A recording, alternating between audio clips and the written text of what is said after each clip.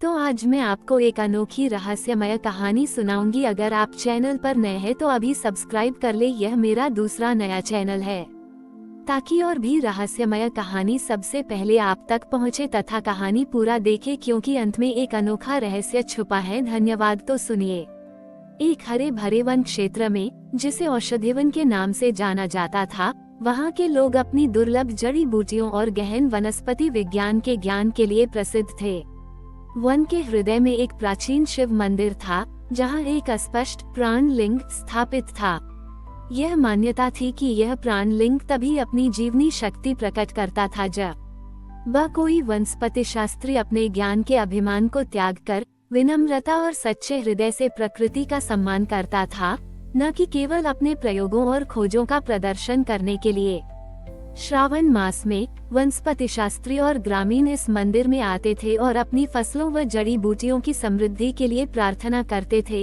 यह मानते हुए कि शिवजी की कृपा से ही वन में जीवन रहता है।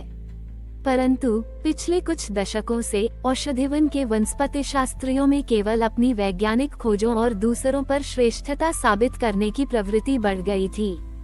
वे वन को केवल एक प्रयोगशाला मानते थे जहां वे अपनी बुद्धि का प्रदर्शन कर सकें। हर कोई केवल कितनी नई प्रजातियां खोजी हैं और कितने जटिल प्रयोग किए हैं इसका बखान करता था, जिससे उनके ज्ञान में गहराई और प्रकृति के प्रति श्रद्धा कम हो गई थी। इस बदलती हुई मानसिकता का परिणाम ये हुआ कि भले ही वन में कई नई खोजें हुई थी, पर उनमें सच्ची जीवनी शक्ति और पारिस्थितिक संतुलन की कमी थी। अस्पष्ट प्राण लिंग, जो कभी वन की जीवनदायिनी ऊर्जा का स्रोत था, अब पूरी तरह से निस्तेज और निष्क्रिय लगने लगा था। उसमें से कोई भी जीवन का स्पंदन नहीं आता था। औषधि वन में एक अजीब सी बंजरता और आध्यात्मिक सूखापन आ गया था। श्रावण मास आया, पर मंदिर में कोई उत्साह नहीं था, क्योंकि कोई भी वनस्पति शास्त्री उस प्राण लिंग से सच्चा आशीर्वाद प्राप्त नहीं कर पा रहा था। कुछ पुराने और सच्चे ग्रामीण चिंतित थे, क्योंकि उन्हें पता था कि प्राण लिंग का निष्क्रिय होना उनके भीतर के अभिमान और शिवजी की नाराजगी का संकेत है। गांव में वनस्पति शास्त्री ज्ञानवर्धन नाम का एक युवा और अत्यंत बुद्धिमान व्यक्ति था। उसने कई दुर्लभ प्रजातियों पर शोध किया था और उसे अपने ज्ञान पर बहुत घमंड था। वह सोचता था कि उसे किसी दैवीय शक्ति या प्रकृति के संतुलन की जरूरत नहीं है, क्योंकि उसकी अपनी बुद्धि और प्रयोग ही सबसे बड़े हैं। वो अक्सर उन लोगों का उपहास करता था जो प्रकृति के प्रति श्रद्धा या आध्यात्मिक शक्तियों की बात करते थे, क्योंकि उसे लगता था कि ये केवल अज्ञानी लोगों की बातें हैं। उसका मन शिवजी की भक्ति से ज्यादा अपनी वैज्ञानिक श्रेष्ठता और लोगों की प्रशंसा पर केंद्रित था। श्रावण का महीना आया। अस्पष्ट प्राण लिंग निष्क्रिय दिख रहा था और औषधि वन में बाहरी ज्ञान के बावजूद एक अजीब सी आंतरिक कमजोरी थी। श्रावण के पहले सोमवार की सुबह थी। मंदिर के पास एक टूटी हुई कुटिया में बैठे एक वृद्ध वन ऋषि, जो वर्षों से औषधि वन के वनस्पति शास्त्रियों के अहंकार को देख रहे थे, उन्होंने ज्ञानवर्धन को अपने पास बुलाया। ज्ञानवर्धन को ऋषियों पर विश्वास नहीं था, पर वन ऋषि की आंखों में उसे एक ऐसी अगाध शांति दिखी जिसने उसे रुकने पर मजबूर किया। ऋषि ने शांत स्वर में कहा, ज्ञानवर्धन, यह अस्पष्ट प्राण लिंग केवल एक पत्थर नहीं है, ये वन की अदृश्य ऊर्जा का स्रोत है, जिसे केवल वैज्ञानिक विधि से नहीं समझा जा सकता। यह इसलिए नीरव है क्योंकि तुम्हारे भीतर ज्ञान का अभिमान और प्रकृति के प्रति अविश्वास बढ़ गया है। शिवजी को केवल प्रयोगों से नहीं, बल्कि हृदय की शुद्ध श्रद्धा और निस्वार्थ सेवा से प्रसन्न किया जाता है। प्राण लिंग तभी फिर से अपनी जीवनी शक्ति प्रकट करेगा जब तुम अपने भीतर अहंकार और संशयवाद के मैल को हटाकर प्रकृति की विनम्रता अपनाओगे। ऋषि ने ज्ञानवर्धन को एक चुनौती दी। इस श्रावण में तुम्हें इस अस्पष्ट प्राण लिंग को फिर से उसकी जीवनी शक्ति प्रकट करानी होगी। तुम्हें इसके लिए अपनी प्रयोगशाला या अपने वैज्ञानिक उपकरणों का उपयोग नहीं करना है, बल्कि अपने भीतर के सबसे बड़े अवरोध का त्याग करना होगा। तुम्हें इसे प्रकट करते समय अपने भीतर के अभिमान, संशयवाद और श्रेष्ठता के भाव को मिटाकर शुद्ध प्रेम और निस्वार्थ सेवा का भाव लाना होगा। तुम्हें अपने हाथों से केवल विनम्रता और समर्पण के भाव से प्रतिदिन इस प्राण लिंग को स्पर्श करना होगा और अपने वन के उन सबसे छोटे और उपेक्षित पौधों और जीवों की देखभाल करनी होगी जिन्हें कोई नहीं देखता। आनो तुम शिवजी के ही संदेशवाहक हो, ये तुम्हारा सेवा प्रकृति तप होगा। याद रखना, जब तक तुम्हारे भीतर का अंधकार नहीं हटेगा, तुम्हें शिवजी का वास्तविक प्रकाश नहीं मिलेगा। ज्ञानवर्धन ने चुनौती सुनी, उसे यह काम असंभव लगा। वो कैसे अपने वैज्ञानिक शोध को छोड़कर छोटे पौधों और जीवों की देखभाल कर सकता था, जब उसने जीवन भर केवल बड़ी खोजों पर ध्यान दिया था। पर वन ऋषि की आंखों में उसे एक अजीब सी शक्ति और दृढ़ता दिखी। उसे अपने भीतर एक अज्ञात प्रेरणा महसूस हुई।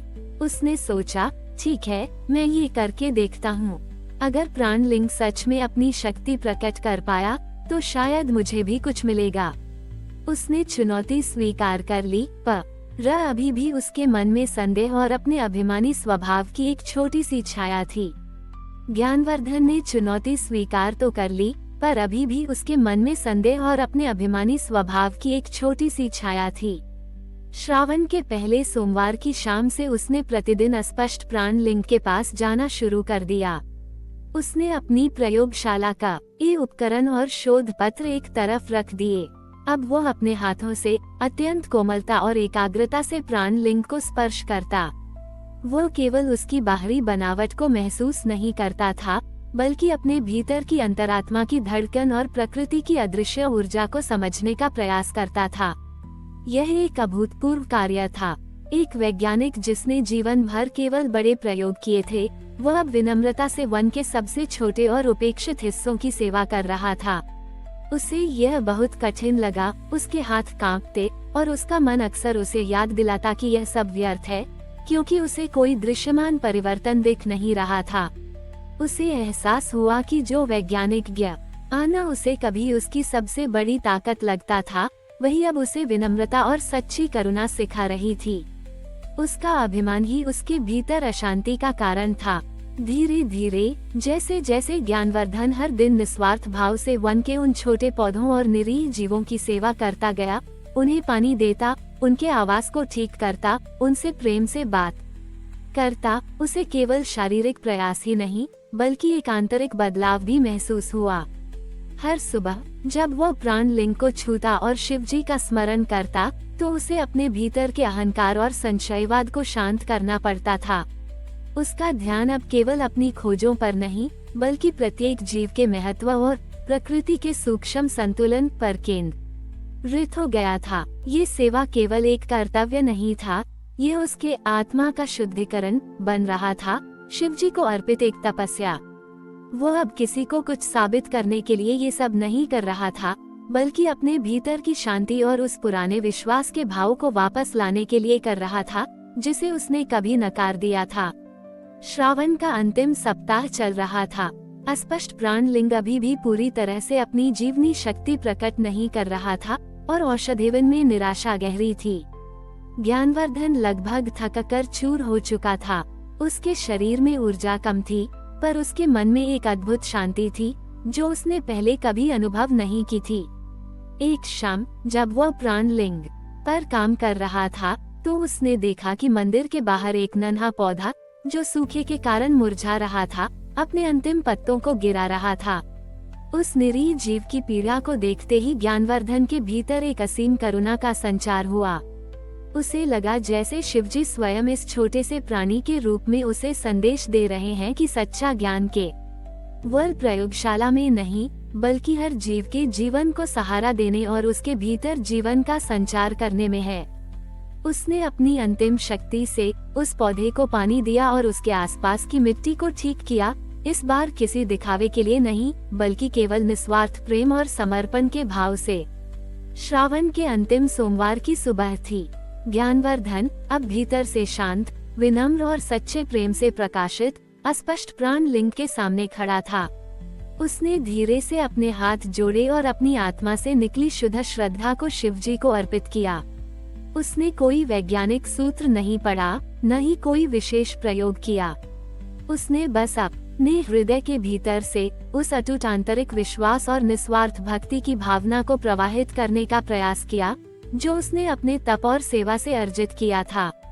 और तभी एक अद्भुत चमत्कार हुआ। अस्पष्ट प्राणलिंग, जो दशकों से निष्क्रिय और नीरस था, अचानक एक तीव्र हरे भरे प्रकाश से जगमगा उठा। उसकी आभा इतनी विशाल और तेजस्वी थी कि उसने पूरे मंदिर को ही नहीं बल्कि पूरे औषधिवन को प्रकाशित कर दिया। मंदिर में फैला अहंकार और निराशा का माहौल तुरंत एक गहन शांति और आनंद में बदल गया। सबसे हैरान करने वाली बात यह हुई कि वन में हर जगह नए जीवंत पौधे उगाए जो पहले कभी नहीं थे, और सभी प्राणी स्वस्थ और प्रसन्न दिखने लगे। औषधिवन में फैली अशांति तुरंत विश्वास, प्रेम और सामूहिक सद्भाव में बदल गई। वन के लोग और वनस्पति शास्त्री, जो उस अद्भुत प्रकाश और प्राणलिंग की नई भव्यता से आकर्षित होकर मंदिर की ओर दौड़े, वे निष्क्रिय प्राणलिंग को पूरी तरह से जीवंत और तेजस्वी देखकर हक्के बक्के रह गए। उन्होंने ज्ञान वर्धन को विनम्रता से प्राणलिंग के सामने खड़े देखा। उसके चेहरे पर एक ऐसी दिव्य शांति और करुणा थी जो पहले कभी नहीं थी। उन्हें एहसास हुआ कि यह केवल एक चमत्कार नहीं था, बल्कि ज्ञानवर्धन के भीतर के वैज्ञानिक अभिमान, त्याग और अटूट निस्वार्थ सेवा का प्रतिबिंब था, जिसने वन को सत्य के उजाले से भर दिया था। औषधिवन वास्तव में सच्ची वनस्पति विज्ञान, विनम्रता और आध्यात्मिक अंतर्दृष्टि का स्थान बन गया था। ज्ञानवर्धन, जो कभी अहंकारी और अपनी प्रयोगशाला में लीन रहने वाला माना जाता था, अब औषधिवन के लिए एक प्रेरणा और सच्चा गुरु बन गया। उसने वनस्पति शास्त्रियों और लोगों को सिखाया कि सच्ची प्रकृति का ज्ञान केवल पुस्तकों में नहीं, बल्कि अपने भीतर की विनम्रता, निस्वार्थ प्रेम और सभी जीवों की सेवा में मिलता है।